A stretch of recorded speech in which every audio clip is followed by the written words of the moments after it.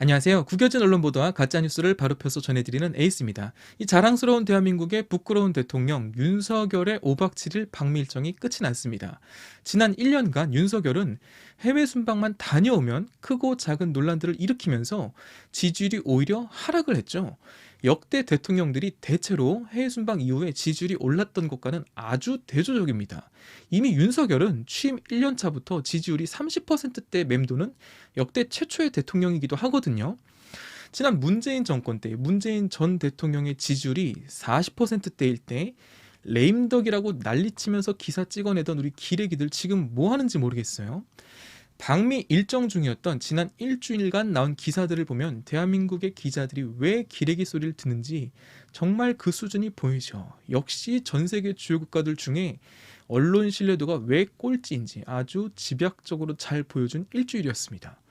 내용은 둘째치고 아니 우리나라 언론들이 언제부터 그렇게 대통령의 해외 순방 일정에 관심이 많았나요?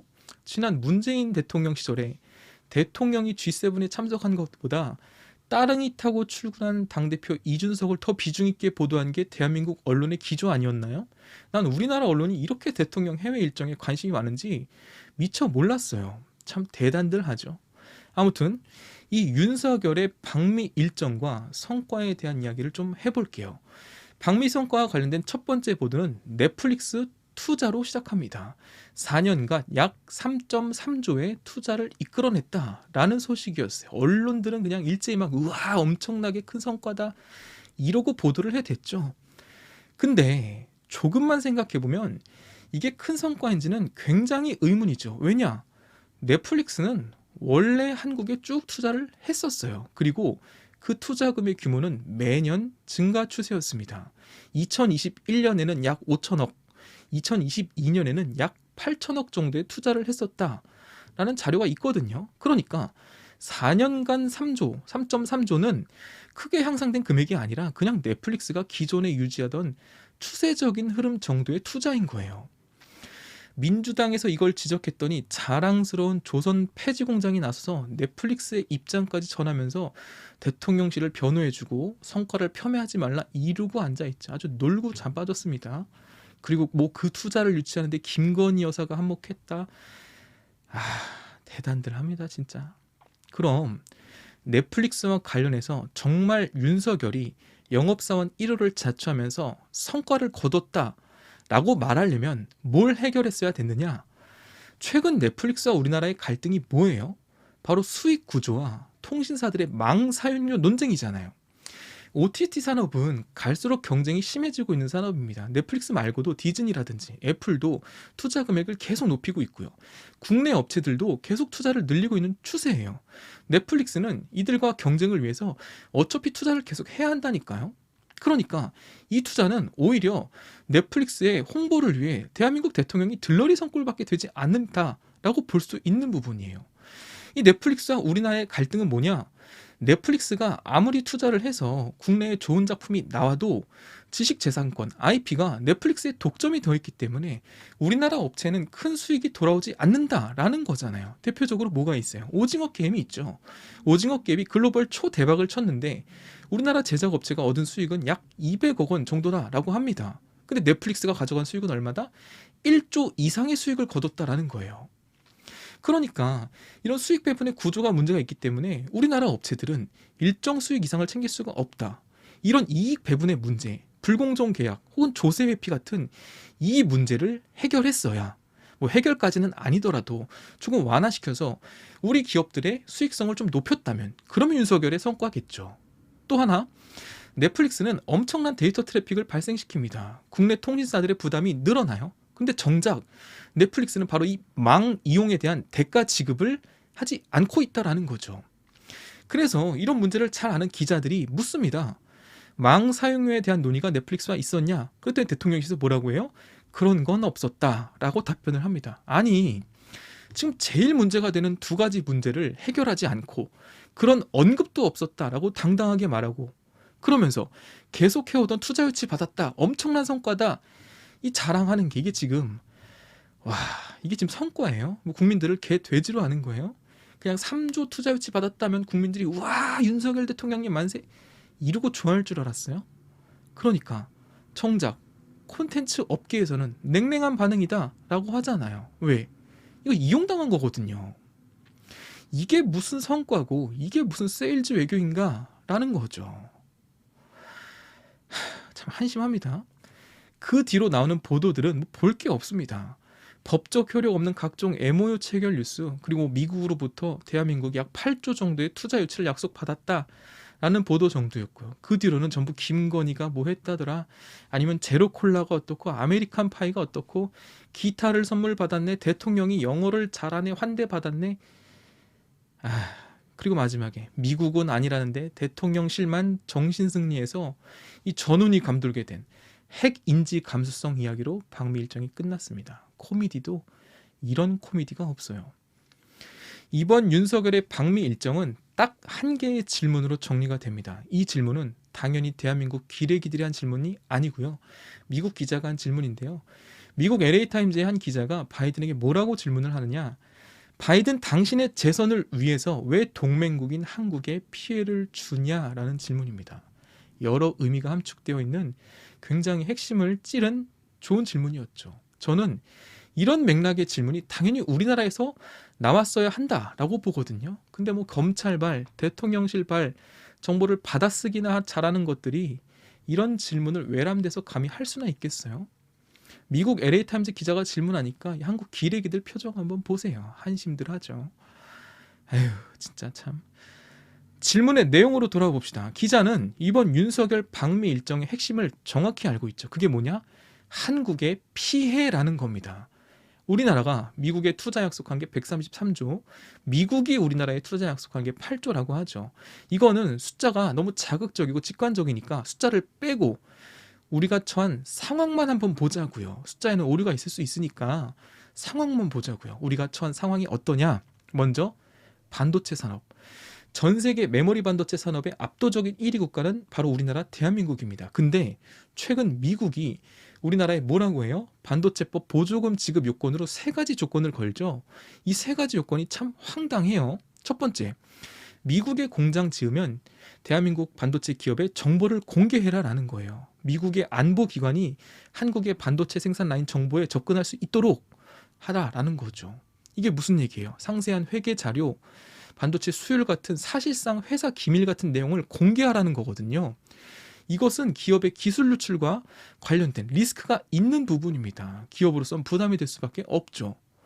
두 번째, 미국에서 공장 짓고 수익이 크게 나면 반도체 기업들 받은 보조금의 최대 75%를 미국에 반환해라라는 조건이에요. 아니, 기업이 수익을 목표로 사업을 하는 건데 수익이 크게 나면 다시 미국이 가져가겠다는 게 이게 뭔 말도 안 되는 요구냐라는 거죠. 세 번째, 이후 최대 10년간에 중국을 포함한 미국 정부가 지정한 우려 국가에 투자하지 말라라는 겁니다. 일명 가드레일 조항이죠. 이미 삼성과 SK 하이닉스는 중국의 공장을 가지고 있어요. 반도체는 사이클 산업 특성상 한번 공장을 지으면 계속해서 소재라든지 부품이라든지 장비를 투입해야 되는데 그거 하지 말라는 거거든요. 가뜩이나 삼성과 하이닉스는 지금 실적도 안 좋고 적자가 있는데 지금까지 중국에 투자한 자금까지 날리게 될 위기다라는 거거든요. 이런 3가지 항목만 해도 정말 이게 동맹국인지 날강도인지 모를 정도로 황당한 요구인데, 최근에 미국은 한국 반도체 기업에 또 한 가지 황당한 요구를 합니다. 그게 뭐냐? 중국이 미국 마이크론의 반도체를 안 살 경우에 그 빈자리를 한국 기업 삼성이나 하이닉스가 차지하지 말라, 중국한테 팔지 말라 라는 요구를 합니다. 이게 무슨 말도 안 되는 요구냐고요. 이게 동맹국의 요구입니까? 우린 여기다 그냥 아이고 미국 형님 알겠습니다요 이래야 되는 거예요? 다음, 자동차 산업. 현대차, 기아차가 아주 좋은 실적을 거두고 있죠. 자랑스러운 우리나라의 기업입니다. 그런데 이번 미국의 보조금 대상 16개 차종을 발표했는데 현대, 기아차가 하나도 포함이 되지 않았어요. 전기차는 아직까지도 보조금 없이 구입하기에는 가격대가 높거든요. 같은 성능이라면 보조금 규모에 따라서 차값이 거의 1천만 원 차이가 나는데 이후 현기차의 미국 자동차 판매량에 영향이 있을 수밖에 없겠죠. 물론 이 보조금에 제외가 된 것은 우리나라뿐 아니라 다른 기업의 자동차 회사들도 제외가 된 부분이 있지만 이런 실질적인 문제들을 조율하고 얼마든지 해결할 수 있지 않았냐라는 부분이 아쉬운 거잖아요. 마지막, 원전 산업. 윤석열 정부는 대놓고 친원전 성향을 강하게 내비치고 있습니다. 그런데 현재 상황이 좋지가 않아요. 한수원의 원전 수출에 대해서 누가 발목을 잡냐? 미국의 웨스팅하우스가 발목을 잡고 소송을 걸었어요. 그거 우리 기술력이니까 너네는 원전 수출하지 마라는 거거든요. 윤석열 정부가 친원전 정책을 강하게 밀고 있는데 다른 나라도 아니고 동맹국인, 혈맹국이라고 하는 미국의 기업, 물론 뭐 최대 주주 관계는 다르지만 아무튼 미국의 웨스팅하우스가 발목을 잡고 있어 난처한 상황이잖아요. 이런 문제들 현실적으로 실현적인 이 실안들을 해결하고 왔어야죠. 근데 뭐 하나 해결된 게 있냐라는 거죠. 이런 각 산업의 실무적인 문제를 해결하기 위해서 가장 큰 규모의 경제 사절단이니 기업 총수니 100명 넘게 다 대동해서 미국 간 거 아니에요? 그런데 미국의 반응은 어때요? 백악관이 선을 딱 긋죠. 깜짝 합의는 없을 것이라고 발표를 합니다. 아니, 이걸 해결해야 성과죠. 뭐 하나 해결하고 온 게 없잖아요. 그러니까 빈손이고 껍데기고. 그냥 가서 한 나라의 대통령이 광대처럼 노래 부르고 박수 받으니까 막 기분이가 좋아요? 영어 잘했다고 칭찬받으니까 막 우쭈쭈 해주니까 막 극진한 대접을 받았다, 환대를 받았다라고 하는데 여러분, 이거 당연한 거 아닌가요? 저 멀리 바다 건너에서 웬 호구가 제 발로 찾아왔는데 아이고 우리 호구님 하면서 분위기 맞춰주고 띄워주고 잘한다 잘한다 우쭈쭈 해주는 게 당연한 거 아니에요? 여러분이 지금 나가서 돈다발 들고 어디 백화점이든 술집이든 식당이든 어디든 들어가 보세요. 아이고 우리 고객님 어서 오십시오 하고 환대 받는 게 당연하죠. 그거랑 똑같다니까요. 바이든과 미국 입장에서는 웬 글로벌 호구가 하나 와서 미국 경제 살리는 데 도움 줘. 이 호구 잘만 이용하면 바이든 지지율도 올라가고 재선에도 도움이 될 것 같다라는 계산이 이미 다 선 거죠. 왜? 이미 선례가 있잖아요. 누구? 일본 총리 기시다죠. 윤석열과 기시다가 만나서 윤석열이 알아서 싹싹 기어주니까 기시다의 지지율이 5%가 상승했답니다. 지난 문재인 정부에서는 그렇게 일본에 세게 나가는데 윤석열은 일본에 알아서 막 기어주니까 일본도 막 윤석열이 이쁘고 반가운 거예요. 그러니까 한미 정상회담에 기시다가 막 한국에 온다라고 하잖아요. 왜 그러겠어요? 아이고 우리 호구님 한번 더 만나야겠다. 저 호구 한번 더 만나면 내 지지율 더 올라가겠지. 지금 이런 상황이라니까요. 어디 그뿐이에요. 로이터 통신과의 인터뷰 한 방에 현재 세계에서 가장 민감한 두 나라 러시아와 중국의 반감을 한 방에 사버린 이 윤석열. 여러분, 중국이 지금 한국 경제에 보복을 예고한 상황이고 러시아도 마찬가지죠. 아니 왜 쓸데없이 입을 열어서 가만히 잘 있는 대한민국에 전운을 감돌게 하고 경제에 피해를 입히냐라는 거죠. 이게 외교 성과고 이게 국익인가요? 그냥 와 저 빨갱이들 막 정신승리하면 기분이 좋아요? 제가 예전에 어떤 영상에서도 한번 말한 적이 있지만 우리나라의 최대 교역국은 미국이 아니라 중국이라니까요. 보수 지지자들이 그렇게 빨아대는 삼성은 건들지 마라, 이재용은 건들지 마라 이런 얘기들 많이 하잖아요. 그 삼성의 핵심인 반도체 수출의 40%가 중국이라니까요. 미국에 수출하는 비중은 7%에서 8%, 많아야 10%가 안 됩니다. 근데 그 반도체 수출의 가장 많은 부분을 차지하는 중국을 적으로 돌린다고요? 삼성은 건들지 말라면서요. 지금 그 삼성에 해를 끼치는 게 윤석열의 외교라니까요.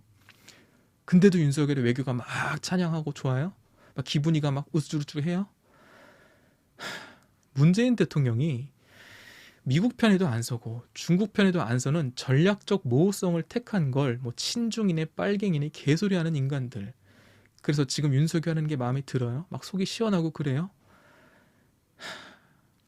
상황이 이런데도 윤석열이 잘했고 자랑스럽다라고 빨아대는 우리 20%의 개돼지님들. 아이고 우리 대통령님 노래도 잘해요, 영어도 잘해요. 그렇게 글로벌 호구 광대가 된 게, 아니면 옆에서 김건희도 그냥 탬버린도 좀 치고 분위기라도 띄우지 그랬어요. 아주 난리가 날 텐데. 지난 문재인 전 대통령의 해외 순방 성과를 보면 전 국민의 70% 이상이 성과가 있었다라는 여론조사가 있었죠. 과연 이번에는 어떨까요? 우리 현명한 국민들이 윤석열의 이번 방미를 보면서 선거가 있었다라고 판단을 할까요? 대다수의 정상적인 사고방식을 가지고 있는 국민들은 이번 해외 순방 같은 외교에 대해서는 참 뭐라고 평가할지 저도 궁금합니다. 그래도 대한민국의 대통령이기 때문에 외국에 나가면 응원하고 싶은 마음이 드는데 이런 굴욕적인 외교, 저자세로 일관하는 광대짓거리나 하고 온 거에 대해서는 정말 분노가 치밀죠. 지금 전국 각 대학교 교수들, 각 단체들, 종교계까지 괜히 들고 일어나는 게 아니라니까요. 이 사람들이 뭐 다 빨갱이라서 이러는 건가요? 아니죠. 국민으로서, 대한민국의 국민으로서 수치스러운 거죠. 저게 우리의 대통령이라니. 그런데도 잘했다고 빨아대고 해외 순방 나갈 때마다 뭘 처맞는지 얼굴이 빵빵해지는 김건희랑 셀카 찍는다고 좋다고 해볼래 하는 이 기레기들. 정작 질문해야 할 자리에서는 입 쳐닫고 니네가 해야 될 질문을 미국 기자가 하고 있는데 구경이나 하고 있고. 정말 한심한 수준이다. 동맹국에는 굴욕적으로 알아서 기어다니고 아따 호구 왔는가 식의 환대가 기분 좋다고 자화자찬하고 대화와 협상이 필요한 국가들에는 다 도발하면서 적으로 돌리고 오히려 한반도에 전운을 돌게 하며 기업들의 피해를 끼치게 하고 국익을 해치는 영업사원 1호 윤석열. 한심해도 너무 한심하다. 이런 영업사원은 해고가 답이다. 이상 에이스 생각이었습니다.